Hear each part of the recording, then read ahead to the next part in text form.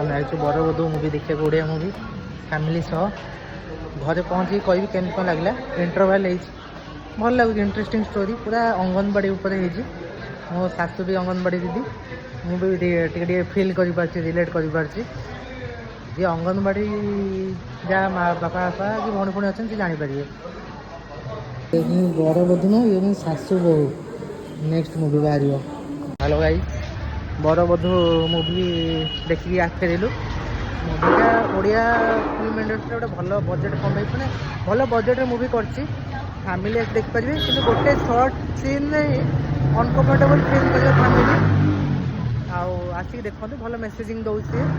ଆମେ ତ ଫ୍ୟାମିଲି ସହିତ ଆଇଛୁ, ମମି ଭାଉଜ ମୋ ସ୍ତ୍ରୀ ସବୁ ଯାଉଛନ୍ତି ଏପଟେ, ବାପା ଗାଡ଼ି ନେଇ ଯାଉଛନ୍ତି। ଏନ୍ଜୟ କରି ଯାଉଛୁ ଆଉ।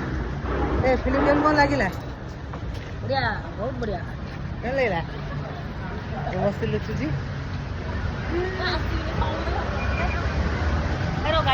ଭଲ ହେଇଛି ଫିଲ୍ମ, ଆସନ୍ତୁ ଦେଖିକି ଯିବେ ଆଉ।